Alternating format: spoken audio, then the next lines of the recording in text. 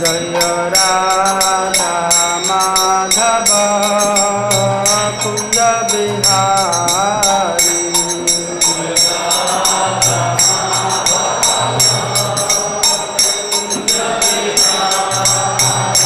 जय राधा माधव कुंज बिहारी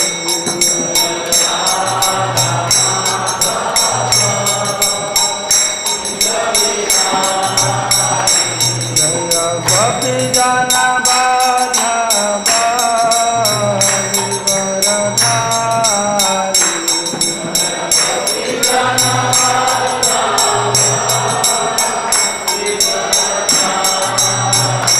जय गोपी जन बाधव गिरधारी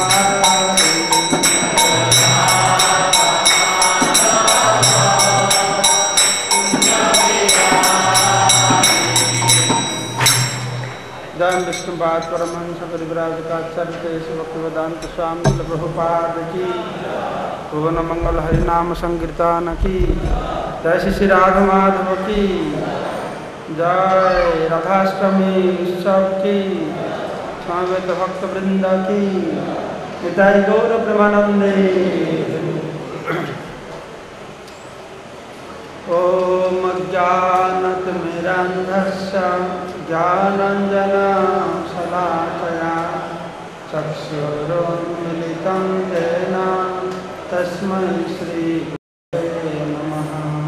श्रीचैतन्यमनोभीष्टं स्थापितं येन भूतले स्वयं रूप कदा मह्यं ददाति स्वपदान्तिकं वन्देऽहं श्रीगुरो श्रीयुतापदकमलं श्रीगुरुं वैष्णवांश्च श्रीरूपं साग्रजातं सहगना रघुनाथान्वितं तं सजीवं साद्वैतं सावधूतं परिजनसहितं कृष्णचैतन्यदेवं श्रीराधा कृष्णपादान् सहगना ललिता श्रीशाखान्वितांश्च वाञ्छाकल्पतरुभ्यश्च कृपासिन्धुभ्यैव च पतितानां पावनेभ्यो वैष्णवेभ्यो नमो नमः। नमो विष्णुपदाय कृष्णपृष्ठाय भूतले श्रीमते भक्तिवेदांत स्वामिने नामिने।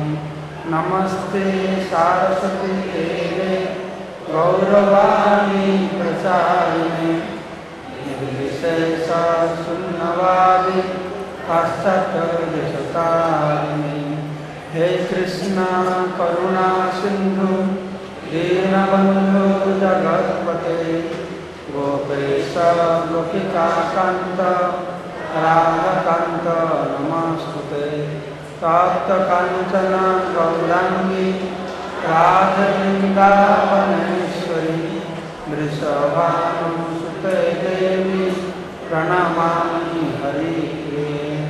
जय श्री कृष्ण चैतन्य प्रभु नित्यानंद श्री अद्वैत गदाधर श्रीवासादि श्री गौरभक्तवृंद। हरे कृष्ण कृष्ण कृष्ण हरे हरे हरे राम राम राम हरे हरे। मुखं करोति वाचालं पंगुलं हैतगिरिं यत्कृपातमहं वन्दे परमानन्दमाधवं श्रीगुरुजनतारिणं श्रीचैतन्यईश्वरं। नमः ओं विष्णुपादाय कृष्णप्रेष्ठाय भूतले श्रीमते जयप्रकाशाय।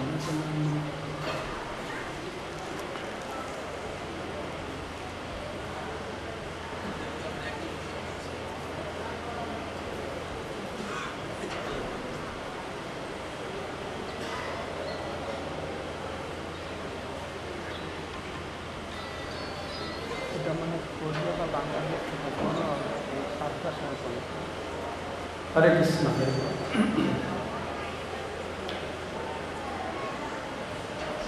तो श्रीमती राधारानी आविर्भाव तिथि जन्माष्टमी उत्सव उपलक्षे तामरा राधारानी लीला आलोचना करछि गत कয়েক दिन हल। तो प्रथम अधिवेशन आमी श्रीमती राधारानी स्वरूप संपर्के आमरा आलोचना करेছিলাম।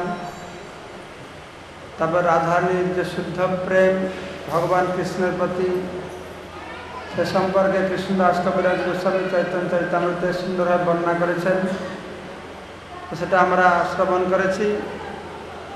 राधारानी गोलके तार लीला एवं भूमंडले लीला विभिन्न लीला तार आविर्भाव लीला तार शैशवर लीला के आमरा श्रवण करेছি।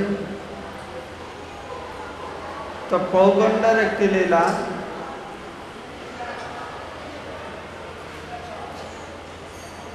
लीला पर बोलबो। आज के हमरा श्रीमती राधारानी कैशोर लीला मध्य लीला श्रवण करब। जखन राधारानी बर्षनाय छिलेन तखन बर्षनाय छिलेन तो अनेक दिन धरे कृष्ण राधारानी संग साक्षात है ना। तो एक बार कृष्ण खूब उत्कंठित হয়েছেন राधारानी साक्षात करार जन्य। तो उन्हें नंदग्राम से गए एक जगह एक उच्च कदम्ब गाछर ऊपर उठे तो बांशी दिए एक आवाज करছেন যেন কোনো ময়ূর ডাকছে, ময়ূরের আওয়াজ।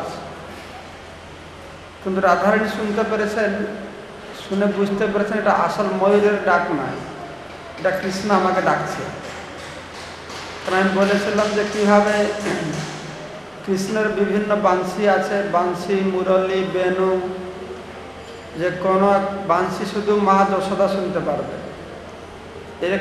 এক রকমের বাঁশি আছে, ওটা সে বাঁশি শুধু তার বন্ধুরা সখারাই শুনতে পারবে।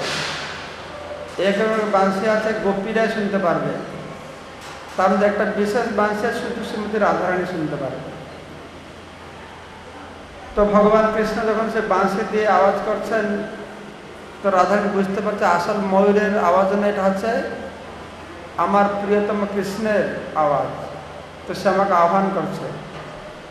তো সে কথা শুনে রাধারানী ঘর বর্ষনা ছেড়ে সে শব্দ ধ্বনি যে দিক থেকে আসে তার অনুসরণ করতে করতে গিয়ে এক জায়গায় কৃষ্ণকে দেখেছেন।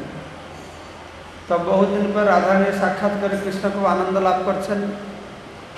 তারপরে দুইজন রাধা আর কৃষ্ণ দুজন গিয়ে একটা গুম্ফার মধ্যে প্রবেশ করেছেন।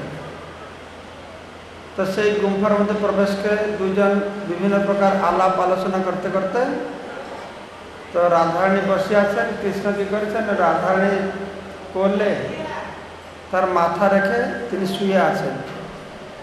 আর রাধারানী তার পিঠে এরকম হাত কি বলে এটাকে, হ্যাঁ হাত বুলাচ্ছে এরকম করে, একটা সঙ্গে কথাবার্তা করছে। তো অনেকক্ষণ হয়ে গেছে, তারা কথাবার্তা অত নিমজ্জিত হয়ে গেছে, প্রায় দুপুর সময় হয়ে গেছে। এদিকে কীর্তিদা রাধারানীর মা খুব ব্যস্ত, সারা ঘর খুঁজছে যে এই পর্যন্ত আমি আমার মেয়েকে দেখছি না কেন ঘরে। তবু চিন্তিত হয়ে গেছে কোথায় গেছে অতক্ষণ ধরে রাধারানী। তখন কীর্তিদা রাধারানীর অন্বেষণে তার যে পদচিহ্ন ছিল, তো পদচিহ্ন দেখতে দেখতে বেরিয়েছে ঘর থেকে। তো পদচিহ্ন দেখতে দেখতে সেই গুম্ফার দিকে এসেছে, যেখানে কৃষ্ণকে কোলে করে রাধারানী বসে আছেন, কৃষ্ণ তার কোলে মাথা দিয়ে শুয়ে আছেন। তো রাধারানী আর কীর্তিদাকে দেখতে পাচ্ছেন না, কিন্তু কৃষ্ণ যেভাবে মাথা দিয়ে শুয়ে আছে, কৃষ্ণ দেখতে পাচ্ছে দূর থেকে কীর্তিদা আসছে, রাধারানীর মা। তখন কৃষ্ণ কি করবে, সামনের দিকে যদি বেরোবে তো মা কীর্তিদা দেখবে, আর সে গুম্ফার অন্য দিকে বেরিয়ে যাওয়ার কোনো রাস্তা নেই আর। তো কৃষ্ণ বড় চিন্তিত হয়ে পড়েছেন। তো ততক্ষণ কীর্তিদা একদম এসে গুম্ফার মুখে পৌঁছে গেছে। তো মুখে পৌঁছে গেছে, রাধারানী হঠাৎ দেখে ফেলেছে, হ্যাঁ কীর্তিদাকে দেখেছে, খুব ভয়ান্বিত হয়ে গেছে। তখন রাধারানী মনে এখন কী হবে, এখন কৃষ্ণকে আমি কোলে করে বসে আছি। তো রাধারানীর হাত বুলাচ্ছে, তার হাত বুলাচ্ছে, কৃষ্ণ কী হয়েছে, একটা ময়ূর রূপ ধারণ করেছেন, ময়ূর রূপে মাথা দিয়ে শুয়ে আছে। তখন কীর্তিদা এসেছে, বলছে আরে তুমি এখানে কী করছো? তো কীর্তিদা দেখছে রাধারানী একটা ময়ূরকে কোলে দিয়ে তারপরে হাত বুলাচ্ছে। তারে আপনার দুপুর হয়ে গেছে, খাবার সময় হয়ে গেছে, তুমি এতক্ষণ এখানে বসে আছো? বলছে না, ঘরে বসে বসে খুব বিরক্ত লাগছিল, তো এই জন্য আমি এসে ময়ূর কিনে খেলা করছি এখানে। তো কীর্তনা তাড়াতাড়ি আসেন, দুপুরে খাবার খেতে হবে, তখন আমার সঙ্গে চলো। রাধারানীর ইচ্ছা নেই ছেড়ে যেতে কৃষ্ণকে, কিন্তু খুব কষ্ট করে আবার সে আস্তে করে কৃষ্ণকে রেখে দিয়ে রাধারানী কীর্তিদার সঙ্গে চলে গেছেন। তারপরে কৃষ্ণ মা যশোদার কাছে চলে গেছেন। তো এইরকম ভগবান কৃষ্ণের বিভিন্ন লীলা, যে কথা আমি গতকালকে বলছিলাম, কৃষ্ণের সঙ্গে প্রতিটি জীবের একটা বিশেষ রসের সম্পর্ক রয়েছে। এরকম 5টা রস রয়েছে: শান্ত, দাস্য, সখ্য, বাৎসল্য আর মধুর। 5টা সম্পর্কে আমরা সবাই সম্পর্কিত। আমাদের মধ্যে কৃষ্ণের সঙ্গে সম্পর্ক স্ফুল্লিঙ্গ এখনও রয়েছে, কিন্তু সেটা কি হয়েছে না মায়া গুণের দ্বারা আবদ্ধ হয়ে রয়েছে। অবশ্য ভগবান কৃষ্ণের যারা সেবা করবে, ভগবান কৃষ্ণের সেবা যা কারা করতে পারে, যারা অনাদি সিদ্ধ মুক্ত আত্মা, তারা ভগবানের সেবা করতে পারে। ভগবানের সেবা তার স্বরূপ শক্তি ছাড়া ভগবানের কেউ সেবা করতে পারবে না।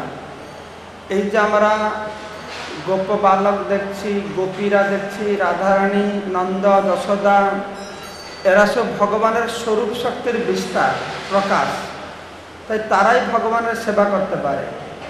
কেননা ভগবান যেহেতু আত্মারাম, তাই তিনি অন্য কারোর কাছ থেকে সেবা নিতে পারে না, তিনি তার স্বরূপের থেকে সেবা গ্রহণ করতে পারেন। তাই গোলক বৃন্দাবনে ভগবান কৃষ্ণের যারা সেবা করে, যারা কৃষ্ণকে আনন্দ দান করে, তারা সব ভগবানের স্বরূপ শক্তি প্রকাশ। কিন্তু আমরা তো জীবাত্মা, আমরা ভগবানের স্বরূপ শক্তি নয়, আমরা হচ্ছে ভগবানের তটস্থা শক্তি। তাই এই বহিরঙ্গা শক্তি, তটস্থা শক্তি আর স্বরূপ শক্তি বা অন্তরঙ্গা শক্তি, বহিরঙ্গা শক্তি কখনোই ভগবানকে স্পর্শ করতে পারে না, ভগবানের পিছনে থাকবে। আর তার অন্তরঙ্গা শক্তি বা স্বরূপ শক্তি থেকে যারা প্রকাশিত হয়েছেন, তারাই ভগবানের সেবা করে। আর যারা তটস্থা শক্তি, তারা ভগবানকে আনন্দদান সেবা করার যোগ্যতা নেই, কিন্তু যখন তারা সাধন ভজন করে, সেই স্বরূপ শক্তি তার মধ্যে সঞ্চারিত হবে, তখন তারা ভগবানের সেবা করতে পারবে। তা নাহলে ভগবান আমাদের মতন জীবের কোনোদিন সেবা গ্রহণ করবেন না। বদ্ধ জীব তো দূরের কথা, আমরা মুক্ত হলেও যতক্ষণ আমাদের মধ্যে সেই স্বরূপ শক্তি সঞ্চারিত না আছে, ততক্ষণ আমরা ভগবানকে সেবা করতে পারি না। আর ভগবানের সঙ্গে যে 5 প্রকারের সম্পর্ক রয়েছে, শান্ত, দাস্য, সখ্য, বাৎসল্য, মধুর, এই প্রতিটি রসের ভক্ত বা প্রতিটি ভক্ত তার সঙ্গে ভগবানের যেই রসে সম্পর্কিত সেই রসটি তার জন্য শ্রেষ্ঠ। ঠিক যেরকম হনুমান হচ্ছে দাস্য রসের ভক্ত, তো দাস্য ভাবটাই তার জন্য শ্রেষ্ঠ। সে দাস্য ভাবটা অন্য কাউকে শ্রেষ্ঠ বলে গণনা করবে না। সে কখন গিয়ে রামচন্দ্রের গলায় হাত দেওয়া সখ্য রাষ্ট্র তো খুব বড় ভালো দাস্য থাকে, আমি তার সখা হয়ে যাব, এটা চাইবে না। যে যেই রসের ভক্ত সে সেই রসটাই শ্রেষ্ঠ।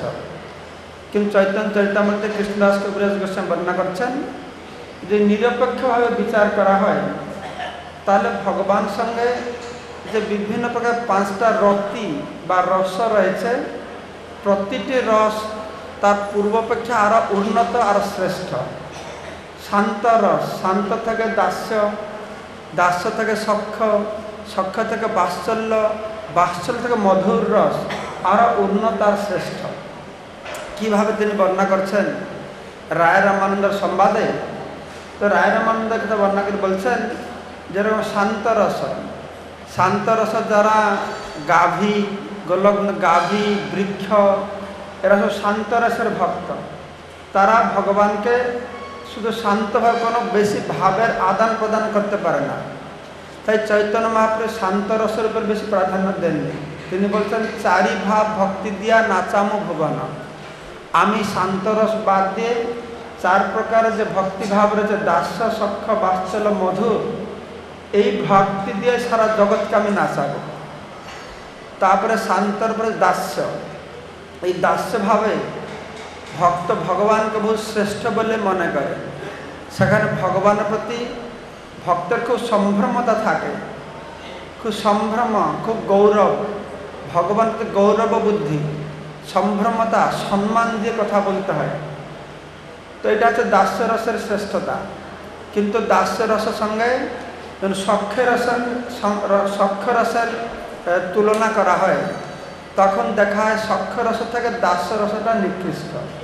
কেন না, দাস্য রসের ভক্তরা ভগবানকে, ভগবানের এই যে সম্ভ্রমতাকে গ্রহণ করার দরুন ভগবান প্রতি সেই রকম প্রাণ দিয়ে ভালোবাসতে পারে না।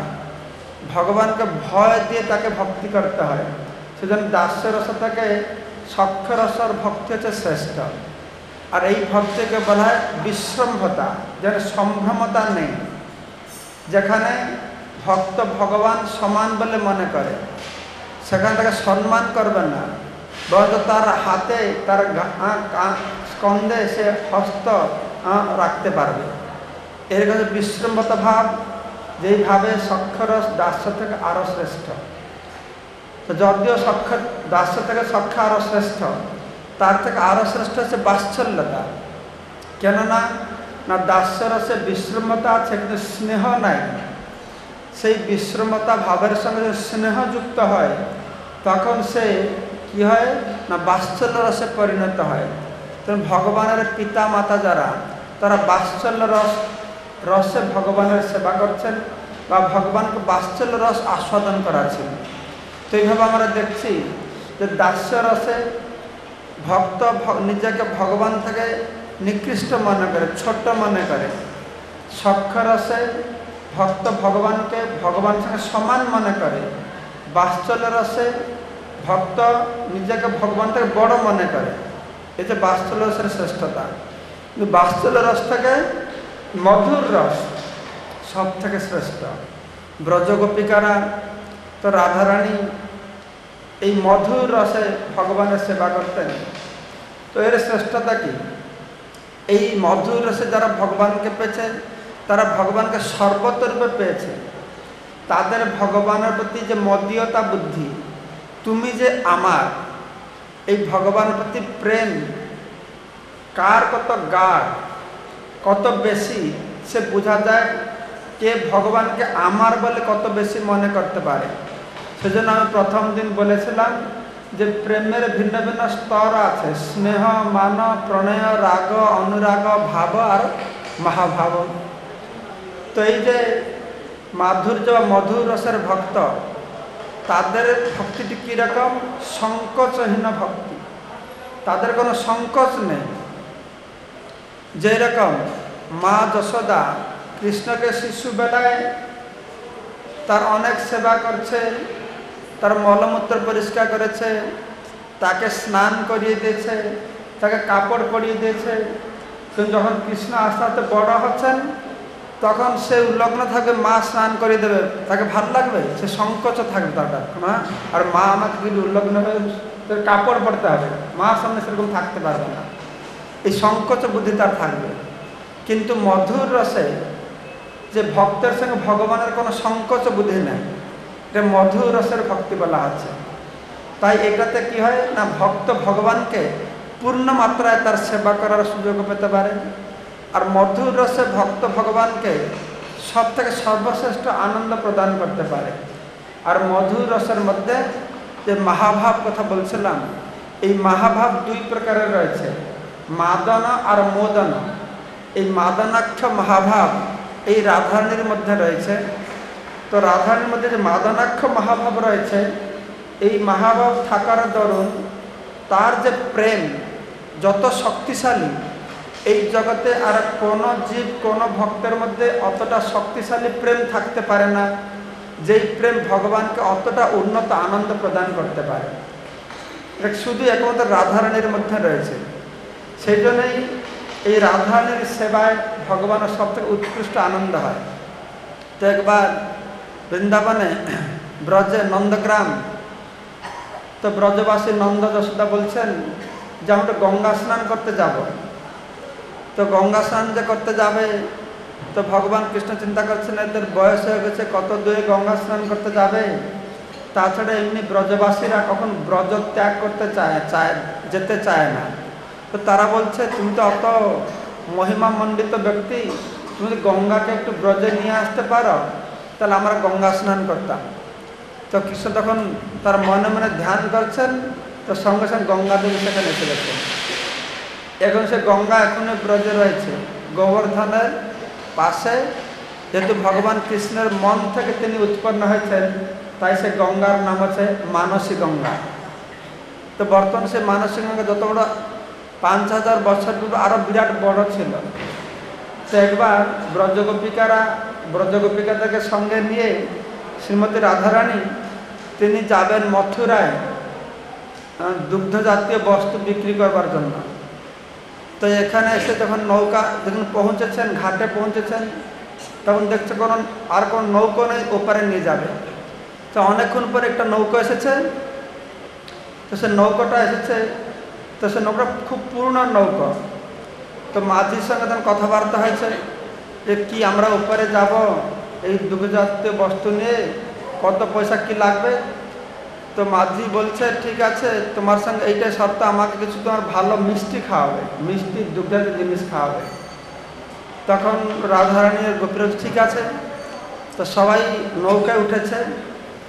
তো নৌকা একটু বাইবার পরে ও মাঝিটা বলছে যে আমার খুব খিদা লেগে গেছে, আমি তো দুর্বল হয়ে পড়েছি, আর তো নৌকা বাইতে পারছে না, তো আমাকে এখন কিছু খেতে দাও। তখন গোপীরা বলছে এখনই কি, তোমার সঙ্গে কথা আছে, আমাদের ওপারে পৌঁছে দেবো, তারপর খেতে দেওয়া হবে। তখন ও দাঁড় রেখে দিয়েছে, তা না হলো আমি আর বইতে পারবো না, আমার শরীর শক্তি নেই, এখনই খাওয়াতে হবে। তখন কিছু তাকে মিষ্টি টিষ্টি খাওয়াইছে। তো খাওয়ার পরে একটা হাই মেরে বলছে আমি খুব ক্লান্ত হয়ে পড়েছি, একটু ঘুমাতে হবে আমাকে, এখন আমি এখন নৌকা ভাইতে পারবো না, আমি একটু ঘুমাই, আমার গা হাত খুব ব্যথা হয়ে গেছে, একটু পা টিপে দেওয়া আমার। গোপীরা বলতে কি তোমার পা টিপে দেবো, তুমি এক্ষুনি নৌকা বাইতে শুরু করো না, তোমাকে তুলে ধরে এই যমুনায় তুলে দেবো তোমাকে। তখন সে মাঝি কি করছে, আবার সে দাঁড় দিয়ে বাইতে শুরু করছে, তা কিছু সময় পরে সে মাঝিটা বলছে দেখো দেখো আমার নৌকাটা পুরনো নৌকা তো, আর তোমরা সব অত মোটি মোটি এখানে বসে আছো, অত ভার জিনিস নিয়ে এসেছ, দুগ্ধজাতীয় জিনিস, এই ভারে এই দেখো দেখো নৌকা দিয়ে ফুটে দিয়ে জল উঠতে শুরু করেছে। তো সব গোপীরা ভয় পেয়ে গেছে, তাহলে কি হবে ওখানে। তো একটা উপায় আছে, যদি নৌকার ভারটা কমে যায় তাহলে জলটা কম কম ঢুকবে, আর আমি তোমাদের ওপারে পৌঁছাতে পারবো। তাই তোমরা কি করবে না, যত গোরস নিয়ে এসেছ, দুগ্ধ দই নিয়ে এসেছো, সবগুলো নদীতে ফেলে দাও। তো সঙ্গে সঙ্গে তার নদীতে ফেলে দিচ্ছে। তখন সে মাঝি বলছে না তবুও বহুত ভারী আছে, আর তোমার গায়ে অত অলঙ্কার পড়েছ, সেটা সব নদীতে ফেলতে হবে। তখন গোপীরা সেগুলো সব নদীতে ফেলে দিয়েছে। তো এরকম যত নানা তোমার কাপড় চোপড়ও খুব ভারী আছে, তো অল্প কাপড় চোপড় পরে সব খাপ ফেলে দিয়েছে। তখন কৃষ্ণ কি করছে, খুব জোরে নৌকা বাইতে শুরু করেছেন। আর জোরে নৌকা বাইতে শুরু করেছেন, আর তখন তো ঝড় বৃষ্টি হাওয়া বইতে শুরু করেছে। আর কৃষ্ণ নৌকাটা তো জোরে, সে মাঝি নৌকা তো জোরে দোলাতে দোলাতে গেছে। সব গোপীরা ভয় হয়ে গেছে, ভয় লেগে গেছে। আর গোপীরা ধুমধাম করে পড়ে গেছে নৌকায়। আর ধুমধাম করে পড়েছে রাধারানী কৃষ্ণের উপরে পড়ে, মাঝির উপরে পড়ে গেছে। মাঝির গলাটাকে ধরেছে, তখন রাধারানী বুঝতে পারছে মাঝিটাকে। কারণ কৃষ্ণের অঙ্গ স্পর্শ করতেই রাধারানীর শরীরে বুঝতে পেরেছে এই মাঝি হচ্ছে কৃষ্ণ। তো ভগবান কৃষ্ণ এরকম বিভিন্নভাবে রাধারানীর সঙ্গে লীলাবিলাস করতেন। তো একদিন সখীদেরকে নিয়ে, রাধারানীকে নিয়ে কৃষ্ণ এক জায়গায় এরকম মানে আনন্দ ফুর্তি আলোচনা করছেন। তো কৃষ্ণ বলছেন দেখো, বহুদিন ধরে পাশা খেলি না, বহুদিন পাশা খেলি না, তো আজকে একটু পাশা খেলি। পাশা জানেন তো, কাঠি যে ফেলে পাশা খেলে, আজকে পাশা খেলবো। তখন ললিতা বলছে, তুমি কি পাশা খেলবে? তুমি গোয়ালের ছেলে, তুমি তো লাঠি ধরে গরু চড়াবার লোক, তুমি পাশা খেলতে জানো নাকি?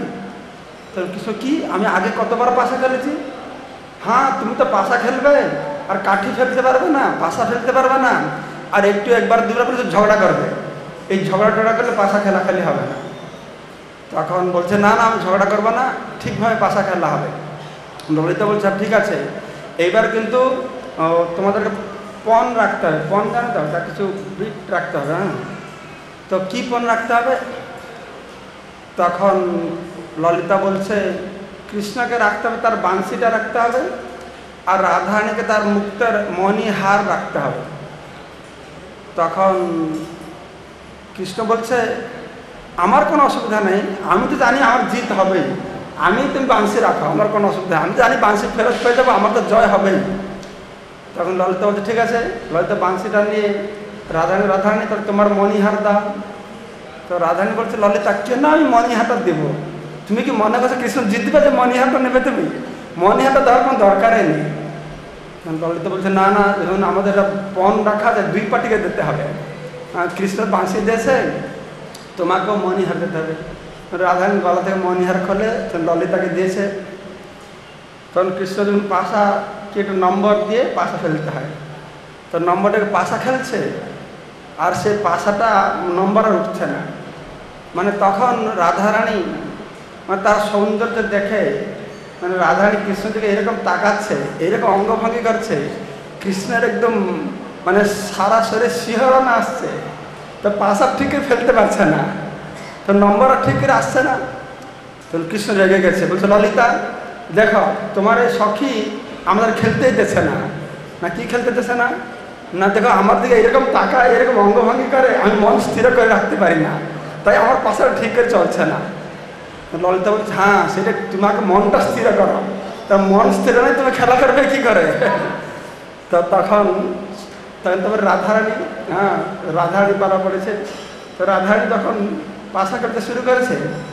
রাধারানী যে নম্বর ডেকেছে সঙ্গে সঙ্গে সেই নম্বরে এসে গেছে। তখন কৃষ্ণ রেগে উঠেছে, না আমি তোমার সঙ্গে আর খেলা করবো না, কেন ঝগড়া শুরু করে দিয়েছে, তোমাদের মতো লোকদের সঙ্গে খেলা করতে হয় নাকি?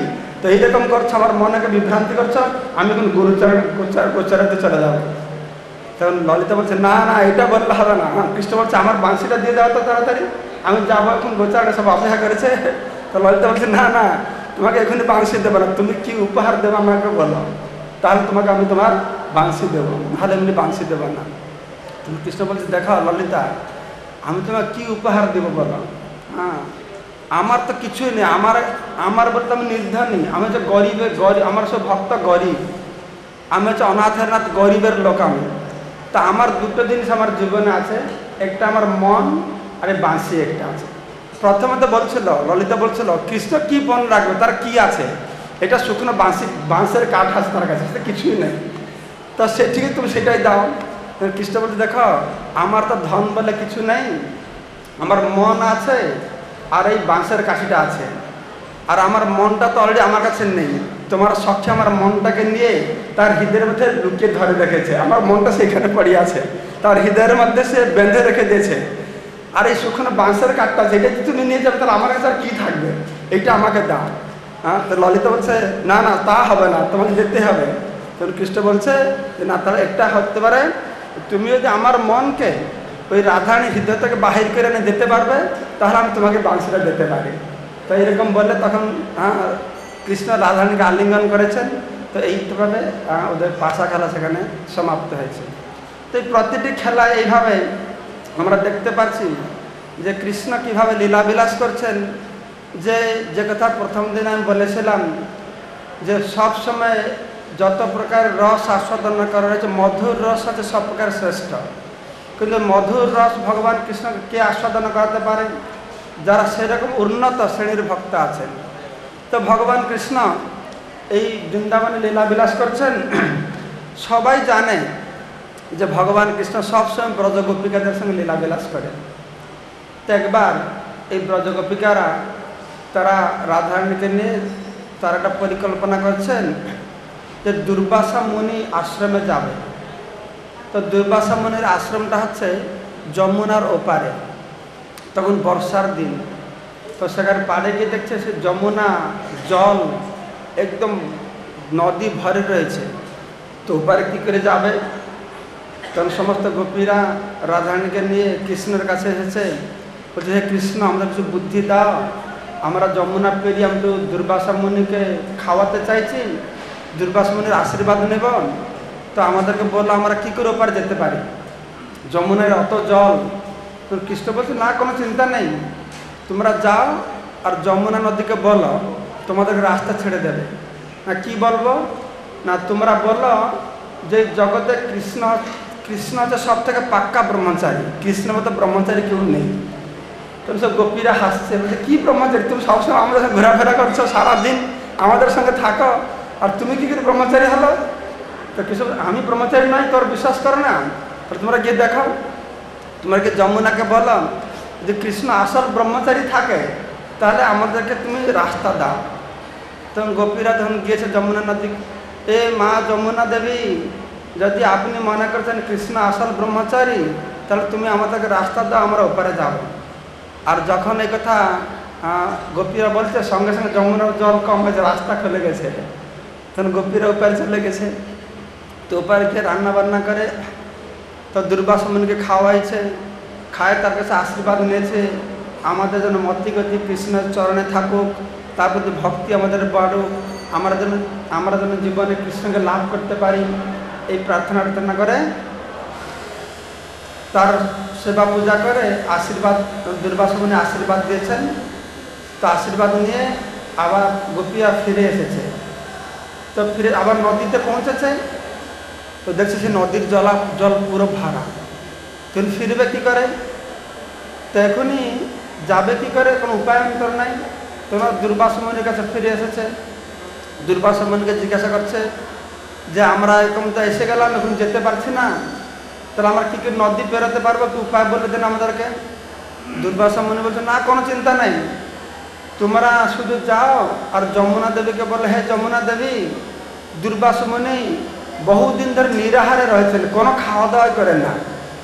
তখন গোপীরা আশ্চর্য, কী ব্যাপার, আমরা অত রান্না করে তোমাকে আকণ্ঠ ভোজন করালাম, আর কী করে আমরা বলবো যে তুমি খাও না? তখন দুর্বাসা বলছেন হ্যাঁ, তুমি গিয়ে যমুনাকে বলো যদি এটা সত্য হয় যে দুর্বাসা অনেক দিন ধরে নিরাহারে রয়েছেন তাহলে তুমি আমাদেরকে রাস্তা দাও। তখন গোপীরা চিন্তা করছে ভালো, এই চেলা যেরকম গুরু সেরকম দেখছি, চেলা আমাদের সঙ্গে ঘুরে বেড়ায় আর বলছে আমি ব্রহ্মচারী, আর এই গুরু আকণ্ঠ ভোজন করলো আর বলছে আমি নিরাহার রয়েছে, ঠিক আছে তাহলে আমরা যাই। তখন গিয়ে যখন তারপরে সেখানে যমুনা নদীর তীরে পৌঁছেছে, আর যমুনাকে প্রার্থনা করে বলছে হে যমুনা দেবী, যদি এই কথা সত্য হয় যে দুর্বাসা মুনি নিরাহারে রয়েছেন তাহলে আপনি আমাদেরকে রাস্তা দেন, আমরা ওপারে যাব। তাদের সত্যি সত্যি রাস্তা খুলে গেছে। তখন তারা নদীতে হেঁটে হেঁটে ওপারে চলে গেছে। সব গোপীরা খুব আশ্চর্য, এটা কী করে সম্ভব হয়, এটা নিরেট মিথ্যা কথা। তো কৃষ্ণ সবসময় আমাদের সঙ্গে ঘুরে বেড়াচ্ছে, আমরা জানি ও ব্রহ্মচারী নয়, আর আমরা দুর্বাসাকে অত করে খাওয়ালাম, ও নিরাহারী নয়, তখন সবাই কৃষ্ণের কাছে গিয়েছে। তো কৃষ্ণ আমাকে বুঝিয়ে বলুন তো এটা কী করে সম্ভব হয়। তো যমুনা কী করে এটা সত্য বলে মনে করলো যে তুমি ব্রহ্মচারী আর দুর্বাসা হচ্ছে নিরাহারে রয়েছে, আমাদের পেট ভরে খাওয়ালাম। তখন কৃষ্ণ বুঝিয়ে বলেছেন যে দেখো তোমরা মনে করো আমি ব্রহ্মচারী নয়, যে তোমাদের সঙ্গে আমি সবসময় ঘুরে বেড়াই, কিন্তু আমার মনকে আমি সবসময় নিয়ন্ত্রণে রেখেছি। তোমাদের সঙ্গে থাকলেও আমার মন আমার নিয়ন্ত্রণে থাকে, তাই আমি শুদ্ধ ব্রহ্মচারী রয়েছি। আর আমার গুরুদেব দুর্বাসা মুনি, তোমরা হয়তো অনেক খাওয়াইছ বলে বলছো, কিন্তু খাওয়াইছ কিন্তু খাওয়ার প্রতি লোভ নাই, খাওয়ার স্বাদ সে গ্রহণ করে না, তাই খাওয়ানো না খাওয়ানো তাকে প্রভাবিত করে না। তো আমি আমার মনকে নিয়ন্ত্রণ করেছি, তাই এটা আমাকে প্রভাবিত করে না। তো এরকম কৃষ্ণ প্রমাণ করে দিয়েছেন যে তিনি হচ্ছেন শুদ্ধ ব্রহ্মচারী। তো ঠিক সে রাধারানীর সম্পর্কে বর্ণনা করা আছে। সে রাধারানী কোনো একটা জায়গায় কৃষ্ণের সেবা করে একটা কুঞ্জে কৃষ্ণের কাছে বসে আছেন। ততক্ষণ ব্রজে খুব প্রচার হয়ে গেছে যে রাধারানী হচ্ছে কলঙ্কিনী, তা কৃষ্ণ কলঙ্কিনী বলছে তাকে। তো রাধারানী কান্না করতে শুরু করেছে, বলছে আমি আর এই দুঃখ এই কষ্ট সহ্য করতে পারবো না। ব্রজের সবাই আমাকে এরকম দুর্নাম দিচ্ছে, সবাই আমার অপবাদ বলে বেড়াচ্ছে, আমাকে এমনকি উপাধি দিয়ে দিয়েছে যে আমি হচ্ছে কৃষ্ণ কলঙ্কিনী। আমাকে তুমি বলো কেন আমাকে এরকম বলে, আমি তোমাকে ভালোবাসি এটাই আমার দোষ, কিন্তু জগতে তোমাকে কে ভালোবাসে না। ব্রহ্মা তোমার পূজা করে, শিব পূজা করে, তুমি সর্বলোকের পূজ্য, সবাই তোমার পূজা করে, সবাই আরাধনা করে, যত মুনি ঋষি যোগী সবাই তোমার আরাধনা করে, সবাই তোমাকে ভালোবাসে। তো আমি ভালোবাসি, তো আমার কি দোষ আছে যে সারা ব্রজের লোক আমাকে কলঙ্কিনী বললে কেন? আমি আর দেহ ধারণ করবো না, আমি বিষ পান করে আমি আত্মহত্যা করি, এটাই নিশ্চিত। আমি আর সহ্য করতে পারছি না, আমার কলঙ্ক সারা ব্রজে এরকম গেয়ে বেড়াচ্ছে। তাহলে কৃষ্ণ হাসতে হাসতে রাধারানীকে সান্ত্বনা দিচ্ছে, না না তুমি কোনো চিন্তা করো না, অতি সত্য তোমার নামে এই যে কলঙ্ক দিচ্ছে আমি সে সব কিছু দূরীভূত করে দেবো। তো তার পরের দিন সকালে কৃষ্ণ একটা লীলা প্রকাশ করেছেন। তো ভোরবেলা তো প্রতিদিন কৃষ্ণ ঘুম থেকে জেগে আসেন, আর এই দিন ঘুম থেকে যাচ্ছে না। তো মা তো চিন্তায় পড়ে গেছে যে কৃষ্ণ অতক্ষণ হয়ে গেছে, ঘুম থেকে যাচ্ছে না কেন। গিয়ে দেখছে কৃষ্ণ গায়ে প্রচুর জ্বর আর কাঁদছে। তো হঠাৎ মা দশটার কাছে এরকম কাঁদতে কাঁদতে একদম অচেতন হয়ে পড়ে গেছে, জ্বর হয়ে গেছে। তো মা দশটা একদম মূর্ছা হয়ে পড়ে গেছে। তো মা দশটা কান্না করতে শুরু করেছে, এ আমার কানাই, আমি তোমার মা ডাকছি, তুমি উত্তর দাও, কি হলো? এইরকম কৃষ্ণের অবস্থা হয়ে গেছে। তো মা দশদার চিৎকার শুনে যে নন্দ মহারাজ এসেছে, নন্দ মহারাজ এসে দেখছে এরকম কৃষ্ণ তার আর গায়ে কোনো শক্তি প্রাণ নেই, এরকম অবস্থা। মা দশদা কান্না করতে মূর্ছা হয়ে পড়ে গেছে। তো নন্দ মহারাজ এরকম অবস্থা দেখে তিনিও এসে কান্না করতে শুরু করছেন, যে কী অবস্থা হবে এখন। সবাই এসে এরকম অবস্থা দেখছে যে কৃষ্ণের এরকম অবস্থা, তো কী হবে না। তখন আয়ুর্বেদিক ডাক্তার কবিরাজের খোঁজ করছে না। প্রথমে তারা অনেক মন্ত্রতন্ত্র পাঠ করছে, মনে করছে মন্ত্রতন্ত্র পাঠ করলে কৃষ্ণ ঠিক হয়ে যাবে। আর যে যা করছে ঝাড়ফুঁক করছে, আর কিছুতে কৃষ্ণ ভালো হচ্ছে না। তো নন্দ মহারাজ অনেক লোক পাঠিয়েছে গ্রামে গ্রামে ভালো কবিরাজকে নিয়ে আসা, আর কোনো ভালো কবিরাজ পাচ্ছে না। তো নন্দ মহারাজ খুব চিন্তিত হয়ে তো দরজার কাছে বসে আছেন। তো দেখছেন একটা সুন্দর অল্প বয়স্ক ছেলে, তার মুখমণ্ডল দেখতে খুব স্নিগ্ধ, সে পদ্ম ফুলের মতন খুব গম্ভীর। সে গলা একটা ঝুলি ধারণ করছে, হাতে একটা একটা আয়ুর্বেদের বই ধরেছে, আর কিছু জড়িবুটির ঝুলি ধরে এসেছে।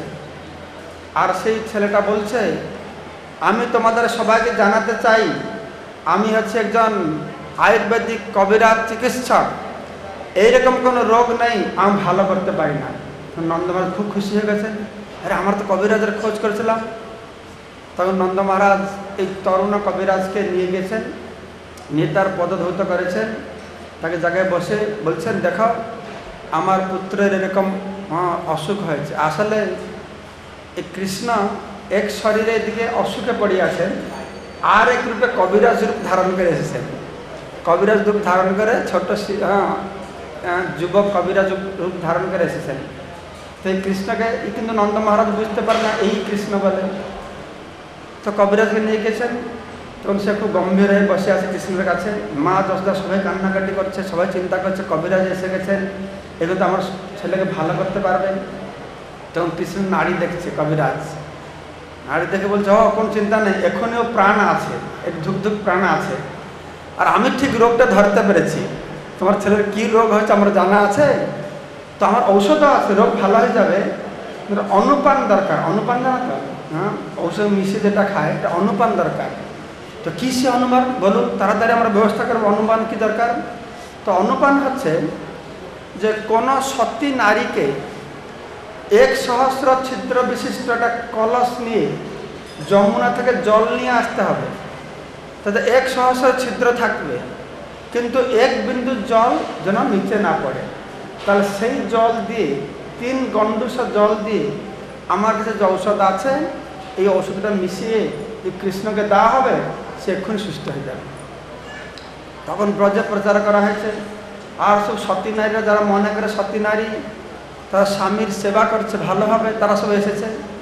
কিন্তু যারা যাচ্ছে আর কেউ সে জল ভরে উঠাচ্ছে, সব জল পড়ে আছে, আর হচ্ছে না।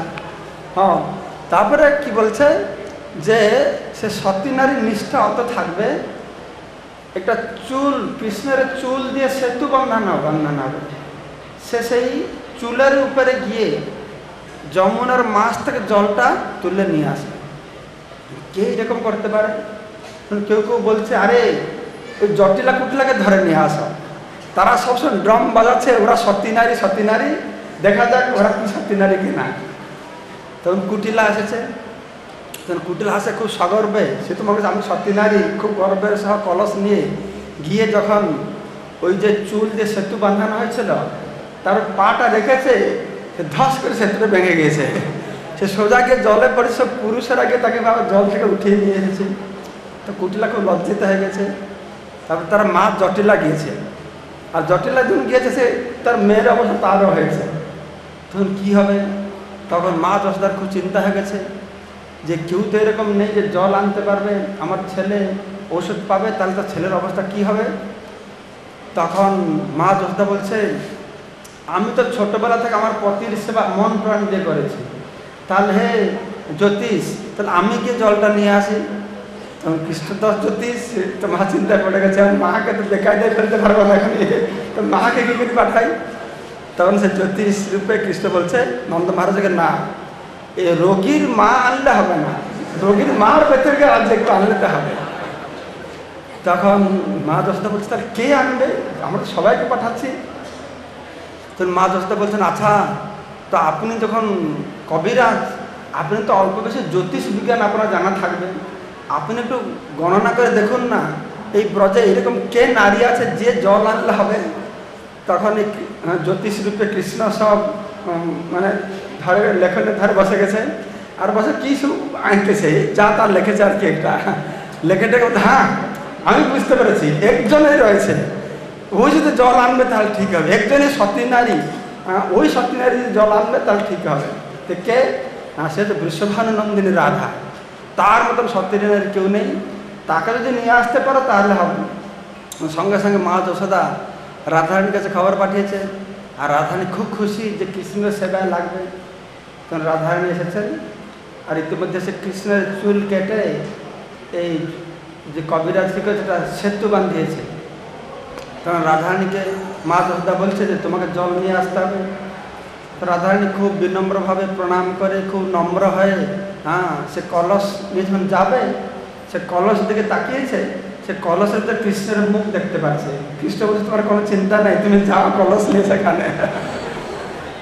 তারপরে যমুনা যখন গিয়েছে, সে একদম মন প্রাণ ধ্যান দিয়ে সে চুল যে সেতু বাঁধানো গিয়েছে যমুনার মাঝে, তখন সেখান থেকে জল যখন উঠাবে, জলের ভিতরে কৃষ্ণ। তখন কৃষ্ণ কি করেছেন, তার অত্যন্ত শক্তি দিয়ে তার সহস্র অঙ্গুলি হয়েছে, সে সহস্র অঙ্গুলি দিয়ে সব ছিদ্রগুলো বন্ধ করে ধরে রেখেছে কৃষ্ণ সেখানে। তখন রাধারানী জল উঠিয়েছে, জল উঠিয়ে এবার ললিতাকে বলছে, ললিতা দেখো তো আমার জল পড়ে যাচ্ছে না তো? তো ললিতা বলছে, না এক বিন্দু জল তোমার পড়ছে না। তখন রাধারানী খুব খুশি হয়, সে জল নিয়ে ওখান নন্দমার্গের বাড়িতে এসেছে। তখন সে জ্যোতিষ কী করছে, বলছে 3 গণ্ডূষ জল আমাকে দাও। 3 গণ্ডূষ জল দিয়ে এই জড়িবুটি নিয়ে এসে গুলিয়ে কৃষ্ণকে পান করে দিয়েছে। সঙ্গে সঙ্গে উঠে গেছে, একদম তেজি কৃষ্ণ পুরা সুস্থ হয়ে গেছে।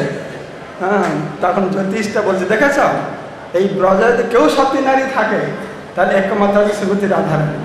তো সেই দিন থেকে রাধারানী পুরো সতী যে সারা ব্রজে প্রচারিত হয়ে গেছে। এইভাবে রাধারানী ভগবান কৃষ্ণ, তো রাধারানী মহিমা সারা ব্রজবাসীদের মধ্যে প্রচার করেছেন।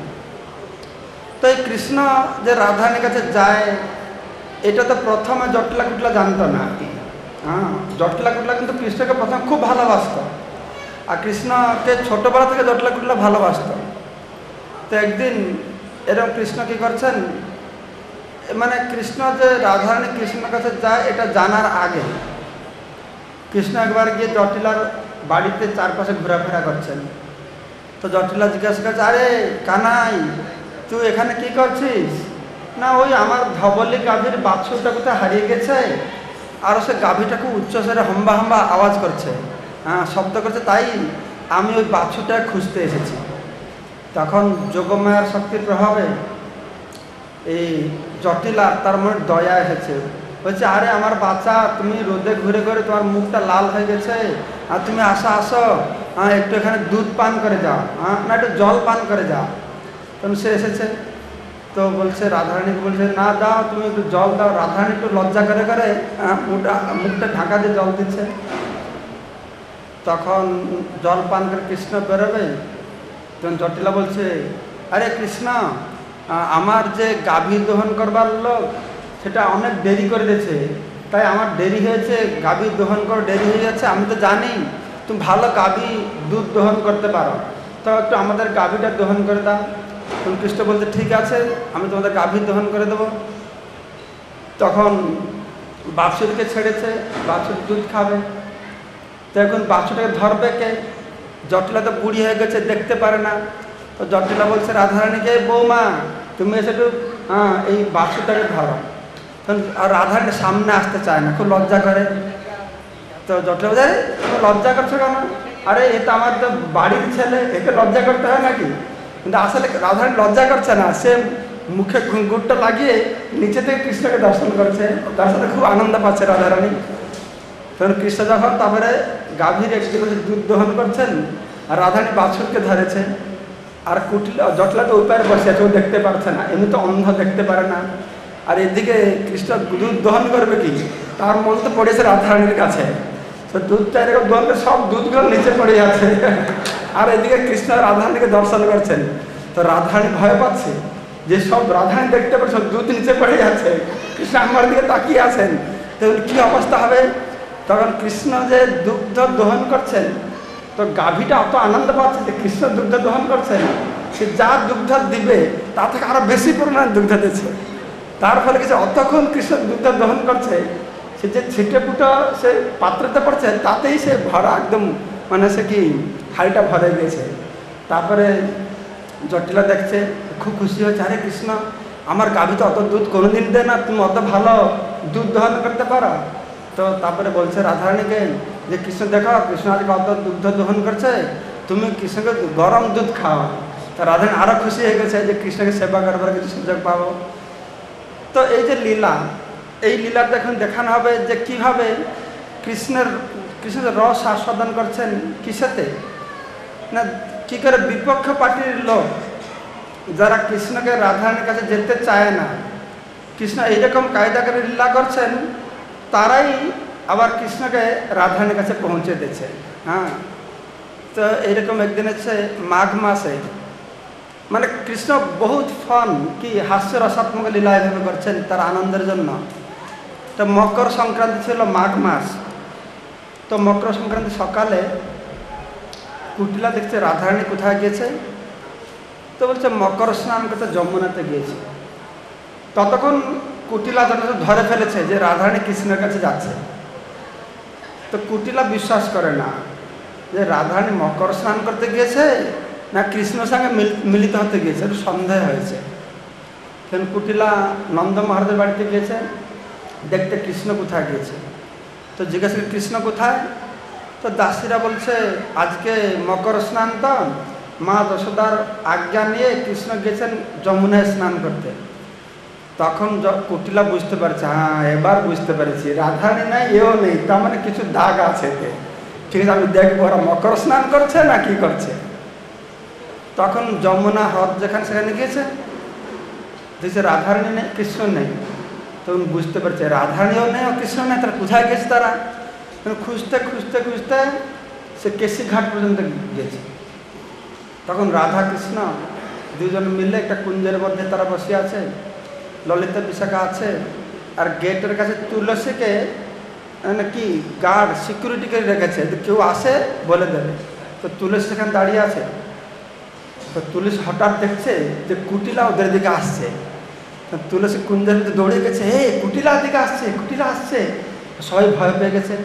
তো রাধারানী বলছে কৃষ্ণ তুমি কিছু করো, যদি কুটিলা দেখে ফেলে তাহলে অবস্থা খারাপ, তাহলে ও আমার স্বামীকে বলে দেবে, আর আমার স্বামী কোনোদিন ঘর বাহিরে আমাকে যেতে দেবে না। তখন কৃষ্ণ বলছে তোমার কোনো চিন্তা নেই। তখন বৃন্দাকে বলেছে, বৃন্দা দেবী তুমি আমাকে অভিমন্যুর মতন সাজিয়ে দাও, আমি অভিমন্যু হয়ে গিয়ে তাকে ঠিকভাবে লাইন করে দেবো। তখন বৃন্দা কী করেছে না কৃষ্ণকে অভিমন্যুর মতন সাজিয়ে দিয়েছেন। তখন কৃষ্ণ গিয়ে এক জায়গায় বসে, কৃষ্ণ গিয়েছেন, গিয়ে দেখছে কুটিলা আসছে। তো কৃষ্ণ অভিমন্যুর সুর দিয়ে তার সুরের মতন নকল করে, ও আমার প্রিয় বোন তুমি এখানে কি করছো? তো কুটিলা বলছে তুমি এখানে কি করছো? আমার ভাই তো আমার একটা বলদ হারিয়ে গেছে, তো এই দিয়ে খুঁজছিলাম, আর তুমি এখানে কি জন্য এসেছ? তখন কুটিলা বলছে আমার মা জটিলা পাঠিয়েছে, তোমার স্ত্রী এখানে কোথায় কৃষ্ণের সঙ্গে নিশ্চয়ই রয়েছে দেখবার জন্য। তখন কৃষ্ণ অভিমন্যু সুরে বলছে, হ্যাঁ সত্যি নাকি? হ্যাঁ তার অত সাহস, ঠিক আছে আমি এখানে বসে আছি, তুমি গিয়ে খোঁজ করো, যদি তাকে কৃষ্ণের সঙ্গে দেখবে তাহলে আমাকে ডেকে নিয়ে যাবে, আমি দেখবো কি করছে কৃষ্ণের সঙ্গে, আর যে একা একা দেখবে তাকে এখানে ধরে নিয়ে আসো আমার কাছে, বলে কৃষ্ণ সেখানে বসে আছে।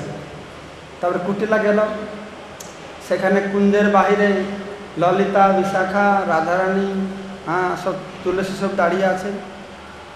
তখন ললিতা বলছে, ও কুটিলা তুমি কি জন্য এখানে এসেছো? আজকে কি মকর স্নান করতে এসেছে এখানে? কুটিলা বলছে মকর স্নান করতে আসছে, আমি এখানে আসছি তোমাদের চরিত্রটা কিরকম দেখতে এসেছি। তো ললিতা বলছে চরিত্র? আমাদের চরিত্র কীরকম দেখলে তুমি? তখন কুটিলা বলছে আর দেখবো কি, সব জেনে ফেলেছি, সব জেনে ফেলেছি। আর কি জেনে ফেলেছ? তো বলছে আমি তো এখানে হরির গন্ধ পেতে পারছি, মানে কৃষ্ণের নাম হরি, তো হরির গায়ের গন্ধ আমি পেতে পারছি, সেখান থেকে বুঝতে পারছি তোমাদের কী হচ্ছে এখানে। তো হরির শব্দের আর একটা অর্থ হচ্ছে সিংহ, সিংহ মানে হরি। তো ললিতা একটু কটূক্তি করে বলছে, ও হরি মানে তুমি সিংহের সন্ধান পেয়েছ? এখানে সিংহ আছে নাকি? কুটিলা বলো বলো কোথায় সিংহ আছে? আমরা অবলা নারী, তাহলে আমরা পালাবো। শুনে কুটিলা আরও রেগে গেছে, বলছে আরে তোমরা তো চরিত্রহীনা নারী, তোমরা তো পরপুরুষের বাড়িতে যাবে না আর পরপুরুষকে বাড়িতে ডেকে নিয়ে আসবে। এরকম খুব রাগ মা করে বলছে ঠিক আছে আমি কুঞ্জের মধ্যে প্রবেশ করো, কুঞ্জের দরজা খোলো। তো ললিতা বলছে না না আমরা এই দরজা খুলতে পারবো না, এই বনদেবী এসে এই পুষ্পের দরজা তৈরি করে দিয়ে গেছেন, আমাদের খুব অপরাধ হবে, দরজা আমরা খুলব না।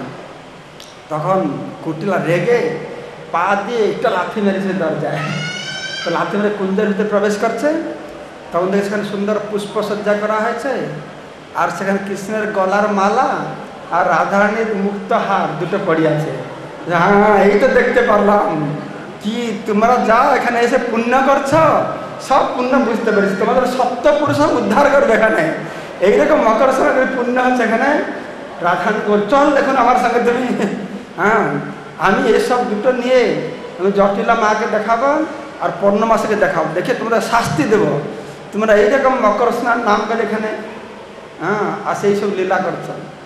তো রাধারানী বলছে দেখো কুটিলা, আমি তোমার ভাইয়ের শপথ নিয়ে বলছি, হ্যাঁ এখানে কৃষ্ণ আসে না, কিছু হয় না, তুমি এরকম বলছো, ঠিক আছে তুমি যা করবে করো।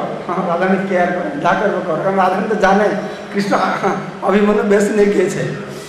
তখন কুটিলা কি করেছে, ওই হার, গলার হার, ফুলের মালা আর সেই রাধারানী হার নিয়ে গিয়েছে কার কাছে, অভিমন্যু, মানে কৃষ্ণ তো অভিমন্যু সাজিয়ে বসে আছে। তো কুটিলা দেখো ভাই, আমি গিয়েছিলাম, আর ও বেটা নন্দের ছেলে ও পালিয়ে গেছে কোথায়, তো পালিয়ে গেলে কি হবে, ও গলার মালা, এটা পুষ্পসজ্জার উপরে গলার মালা আর রাধারানীর মণিহার পড়েছিল, দেখো। তখন অভিমন্যু খুব রেগে গেছে, মানে কৃষ্ণ অভিমন্যুর রাগের ভাঙে, হ্যাঁ এইরকম করছে, অত সাহস, ঠিক আছে তুমি এখন বাড়ি যাও। আমি বাড়ি ফেরছি না, আমি এখন সোজা চলে যাব কংসের কাছে। আমার একটা বন্ধু আছে গোবর্ধন মল্ল, ও কংসের বাড়িতে কাজ করে। আমি গোবর্ধন মল্লকে গিয়ে বলবো, গোবর্ধন মল্ল হচ্ছে চন্দ্রাবলীর স্বামী। তো গোবর্ধন মল্লকে বলবো, দেখো এই নন্দ মহারাজের ছেলে কৃষ্ণ, ও তোমার স্ত্রীকে এরকম নষ্ট করেছে, আর এই ব্রজের সমস্ত নারীকে চরিত্রকে নষ্ট করছে, শেষে আমার স্ত্রীর সঙ্গে এরকম করছে। তুমি গিয়ে কংসকে বলো, বলে এটা শাস্তি বিধান করো, আমি কংসকে দিয়ে একটা শাস্তি করব, আর তুমি ঘরে ফিরে যাও। কিন্তু সাবধান, তুমি কাউকে, তুমি রাধারানী যখন ফিরে আসবে তাকে কিছু বলবে না, তাহলে ও নন্দ মহারাজকে বলে দেবে, আর কৃষ্ণ নন্দ মহারাজ আবার ব্রজ থেকে পালিয়ে যাবে অন্য দেশে। আমি চাই ওদের কাছে অ্যারেস্ট করে একটু শাস্তি দেব। তখন কুটিলা শুনে, কুটিলা বাড়িতে গিয়েছে, এটা বলে দিয়ে এই ছদ্মবেশী কৃষ্ণ কী করেছে না, মথুরার দিকে হাঁটা শুরু করেছে। তো মথুরা না গিয়ে কোথাটা লুকিয়ে বসে আছে, যায় না। তার কুটিলা বাড়ি ফিরে গেছে। তো বাড়িতে গিয়ে মাকে সব ঘটনা বলেছে, যে এরকম আমি দেখলাম, আর আমি দাদাকে সব বলে দিয়েছি, আর দাদা গিয়েছে কংসের কাছে কমপ্লেন করতে। জটিলা কুটিলা বাড়িতে বসে আছে। তো রাধারানী এসে গেছে, আর রাধারানী তারা কিছু বলছে না। তো কৃষ্ণ এই অভিমন্যুর বেশে জটিলা কুটিলা বাড়িতে গিয়েছে। তো গিয়ে বলছে, দেখো আমি কংসের কাছে নালিশ করে দিয়ে এসেছি, আর কংস 100 সৈন্য পাঠাচ্ছে, এই নন্দ মহারাজা কৃষ্ণকে অ্যারেস্ট করে আজকে নিয়ে শাস্তি দেবে মথুরায়। কিন্তু সাবধান, আমি শুনেছি এই কৃষ্ণ অত বদমাস, ও নাকি আমাদের বাড়িতে আমার বেশ পরে আজকে আসবে বিকালের দিকে, তাই তোমরা খুব সাবধান, তোমরা মেন গেট বন্ধ করে দাও, ছাতের উপরে বসে থাকবে। যদি ওই কৃষ্ণ যদি আমার বেশ পরে আসে তাহলে তাকে সাবধান ভিতরে ঢুকতে দেবে না, আমি ঘরে লুকিয়ে থাকছি। একথা বলে কৃষ্ণ কী করেছে, রাধারানী ঘরে ঢুকে গেছে, আমি এখানে ঘরে আছি, তোমরা ওটাকে ভিতরে ঢুকতে দেবে না। তখন জটিলা কুটিলা গেট বন্ধ করে দিয়ে যে ছাতের উপরে বসে আছে। তারপরে গোধূলি সময় গোচারণ শেষ করে না, অভিমন্যু ফিরেছে। তো অভিমন্যু ফিরেছে, দরজার কাছে পৌঁছে গেছে। জটিলা কুটিলা বলছে, এই কৃষ্ণ সাবধান, আর এক পাশ এখানে যাবে না, তুমি আমাদের ঠকাবে, তুমি আমার, জটিলা কুটিলা বলছে, আমার ভাইয়ের পোশাক পরে এসছো না, ভাইয়ের মতো পোশাক পরলে কি হবে, আমরা ঠিক চিনতে পারছি তুমি কৃষ্ণ বদমাস, চারটা জায়গা পাচ্ছ না।